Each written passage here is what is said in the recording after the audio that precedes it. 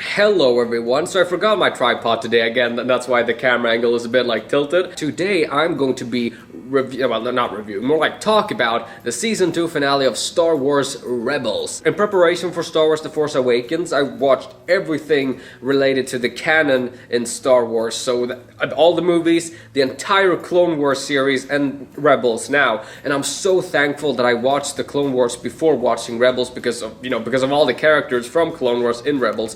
Especially the relationship between Ashoka and Anakin / Darth Vader. Having seen 5 seasons of Ashoka and Anakin and then just her leaving and you're just like, where is she going?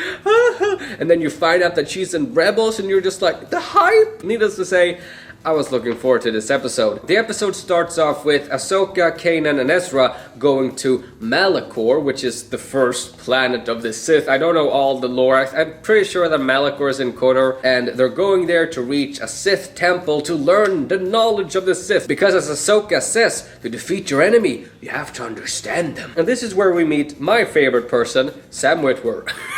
During my reaction towards the mid-season trailer for this, and as soon as, you can hear Darth Maul, I was just like, that's Sam Witwer, that's Maul, holy shit. I want him to work more. Just like, please let Darth Maul be in season 3, because Darth Maul in this especially was so good. Like, he instantly became one of my favorite characters in Rebels. Like, so... But yeah, so Ezra gets separated from Ahsoka and Kanan, and he meets up with Maul. We don't know that it's Maul yet, but it's fairly obvious that it is Maul. But the reveal of him actually being Maul, that's fucking awesome. And like, the way he speaks to Ezra, the way he likes, the dark side. The fact that he actually says, I'm not a Sith, because... and he mentioned his brother being killed, and if you watch Clone Wars, you see his brother getting killed by Palpatine. I guess I gotta speak a bit about the Inquisitors, because fuck the Inquisitors. Holy shit. That fucking flying helicopter sword, that's the dumbest thing I've ever seen. That's so dumb. I'm so glad that basically all of them just died in this episode, because after having seen that, if that fucking lightsaber model comes back again, and it's...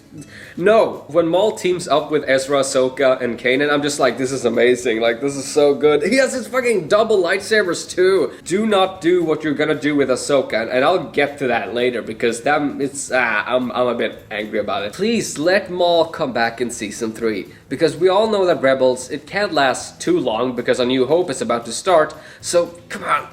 Just add him in, please. So besides the epicness of Maul, the fact that Ezra has some dark side in him, the main point of this episode, the thing that they've built up this entire season, Ahsoka facing Vader.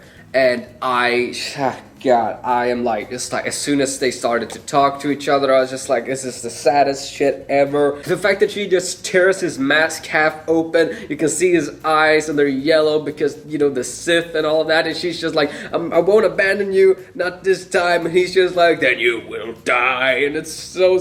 The fact that you hear it from the Anakin's voice, because we all know that the Anakin from Clone Wars, that's the official Anakin. Anakin from the movies, no, I like Anakin as a character. Of course, that's me only counting the Clone Wars TV show, because I'm not gonna count the movies, sorry. And they start fighting, and then they do the dumbest shit ever, where they don't even show the climax of the fucking fight. Ezra and Kanan just flies away. By the way, Kanan is blind now, which is a really cool twist. I've read that the creators said that their reasoning for doing this, for not showing the end of the battle, was purely because this is not Ahsoka's and Vader's story. This is Kanan and Ezra's story, which is such bullshit. Like, you waited so long to see their fight and you don't even get to see how it ends. You only get to see them two walking away separately, and the fact that the creators have give this mystique, oh, but is she alive, when we clearly see her walking inside the temple, stop, which is apparently where she's gonna stay forever now, because Ahsoka, she's not gonna be in Season 3 of Rebels. It's upsetting, but hey, at least she's alive, so maybe she and Vader can go for round 2. The entire 6 seasons of the Clone Wars are now available on Netflix here in Sweden, so I've just been looking up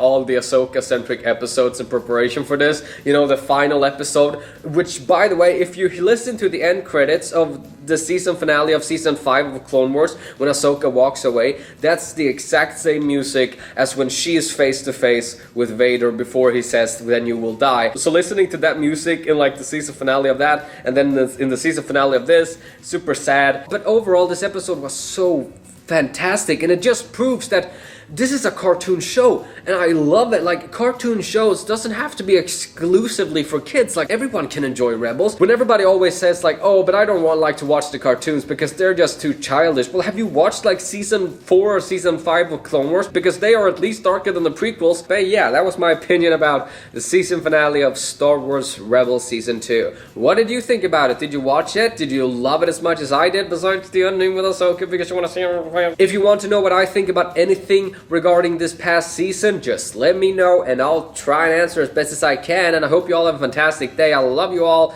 and I'll see you guys in my next video, which I have no idea what it'll be about, but it'll be about something. Yeah, goodbye.